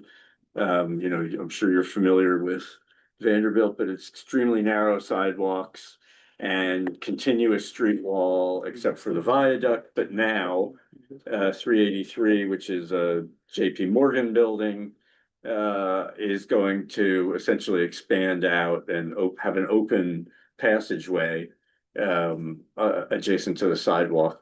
And so it's just kind of raised the whole issue of how are we dealing with pedestrians in this zone? When one Vanderbilt got built, it closed off any connection between Vanderbilt and 42nd Street. There's a park there. So we thought this was an opportunity for us to try and get ahead of this and maybe work with Grand Central Partnership and others, some of the landlords in there, JP Morgan, on an opportunity to close that street off and pedestrianize it. I mean, I don't know what close it off means. There are definitely some deliveries that have to take place. And then future of Fifth, we've gotten one presentation on it. We had a number of comments, and we need to circle back with the Fifth Avenue Association on what the timing is for the next time we'll hear from them. So yeah. That's a separate thing with George. And then these are some of the others. We actually just cleared off the bottom 3, I suppose. But there are things, Penn Station, The Penn Swag was this working advisory group that we were represented on. It was disbanded, but now that that project is coming back in some federalized form, there's talk of reinstituting it, and I think this committee would be taking the lead on what it is we think of everything that's going on there, whatever that is, which we don't know now. So that's a big one, and it'll probably end up being its own task force or something, but we won't know until, I think, until Penn Swag gets reconstituted and we hear what our role is in this. Penn Clip was a broader effort to do sort of a community-led rezoning in the area around Penn Station. I think 3/4 of that issue got picked up by MSMX. And so it isn't clear, which is why it's a question mark. Whether there's anything here, I think it would be, sort of mostly a land use issue if we were to do anything as it was before. And if it's anything, it might be, there were proposals to upzone parts of Sixth Avenue and potentially parts of Fifth Avenue.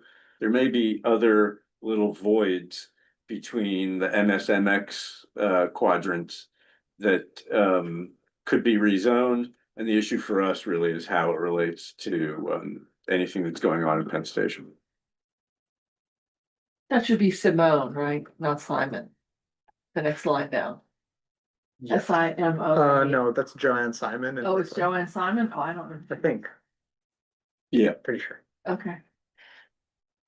Yeah, I mean, not much has really happened. This was, an outgrowth. Residential parking permits was an issue that was raised mostly in Brooklyn about related to congestion pricing. The people were going to dump their cars in Brooklyn and then commute on the subway on the E or the F, which may cross over. Oh no, that would be the Queens. Yeah, I like the idea of like a bunch of people that used to drive. Now they're like, how does this subway work again? Our president, Mark Levine, also had mentioned it as well. Yeah, so the issue came up and it got sort of a brief mention here, but we haven't really done anything with it, so that's got a question mark. The Seventh Avenue water main thing is a real thing, which I think is coming to us next month, and I will talk to Marisa about that. So we'll see what that presentation looks like. I'm not sure that there's, a study of it. I think we're gonna see a presentation on the scope of it. It's happening. It's One already. colossal. Did we? Yeah. Was it a while ago? I thought we got the 42nd Street one. I mean, We got the 42nd Street, yeah. okay, but now we got something on Seventh Avenue because I live on Seventh. So this thing goes what, from 42nd to 14th all the way down Right. 7th Avenue, yeah. But for us, on 26th Street, it cuts it out. Nice. It Oh, goes yes. across 26th Street, then goes down Sixth Avenue. Everything west of Sixth Avenue is 5. Everything east Yeah. is 6. Right, and then we can take This we just did. these three we can take off. We weren't sure exactly what the timing was. And I can send the link around. I just ask people, if you have some idea, feel free to drop it in there. Clip? Pen clip? Yeah. I think this really belongs more on the land use side for now. If I think some of these ideas that came up during MSMX Right. about upzoning Sixth Avenue, I think that sits in your committee. And what is Penn Swag again? Oh, SWAG is the station working advisory. That's the station itself, Oh, okay. the station The Penn expansion Station, and yeah. But we had done that study. And that's out now. Well, we don't. There's an know what RFP going out. No, there's an RFP out on Oh. the street. A design RFP? Yeah, I think, I think. No, it's a developer RFP. I don't think it's developer actually design gone on out the yet. street. Yeah.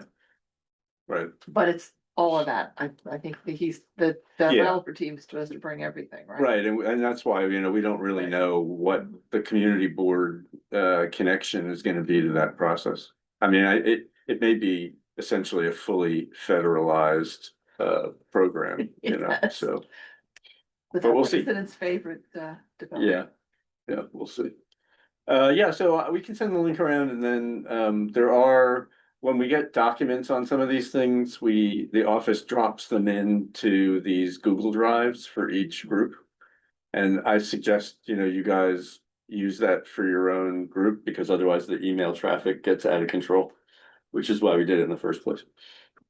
And, feel free to, if your group agrees that you have a new topic, we should talk about it, but then, drop it into your subtopic list.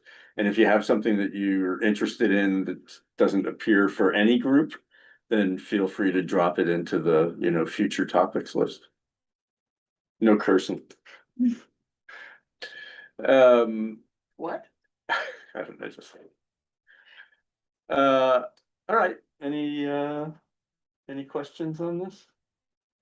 You'll have to figure out how to sort of govern yourselves. We're gonna, I think, try and do a regular monthly Do review. anything about of this this? stuff. Oh, that. Yeah, I mean, we're gonna take it up with Okay. MTA. Okay, all right. Actually, David, do you have a digital version of this thing? Or otherwise we'll just scan it in? do. I was gonna Okay. scan that after the meeting. Forward it to the CD5. Yeah, send it to whatever office at cb5.org. And then we'll get a hold of it, and then we'll figure out at the appropriate time. How to introduce it to MTA. Have you shown it to people at MTA or? I submitted preliminary ideas actually directly to the then the former chief of operations planning at New York City Transit. Okay. But unfortunately, he's been promoted, so Yeah, Well, this is the bus plan, right? this is the bus For plan, Visit yeah. Transit. We haven't seen this yet, yeah. Are we going, is there a way that, Marisa could reach out and find out, are they bringing something to us? Yeah, I was gonna add it to the list. Which is when, Brooklyn is Well, when? Brooklyn is now in the planning stage. They have yet to submit the the MTA is saying that they will submit the Brooklyn bus network redesign proposed final plan at the end of the year. Then they have to go through a public hearing about Yeah, it's been taking. public hearing a process. long time. Then I guess- approve it. Yeah, I and guess what I'm then saying, that will we be should coming next. remind them that we're open to them coming to us and they should come to us as soon as they have. Yeah, so we can add, Manhattan bus network redesign as one of our topics and we'll keep an eye on it. Mhm. So, Yeah, if it's on the list, then we'll keep an eye on it. yeah. Yeah, okay. All right. Yes, cool, thank you. Bye, everyone. Bye. Yeah, and then just as a reminder, if you wanna, I don't know why we printed this out, but another dead tree. If you go onto the website and look for the statement of district needs, which is a very interesting document. And it's long, but scroll through, look through the transportation ones and come back with any comments for next month's meeting. And we'll collect those and pass this in the task force.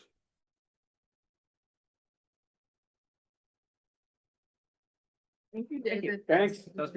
Yeah, thank you.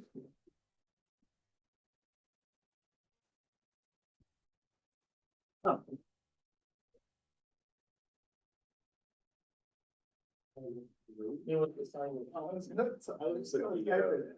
You can sign the shots. When I click there, it's just going to address it. It's on the keyboard. This is the signing sheet. This was the.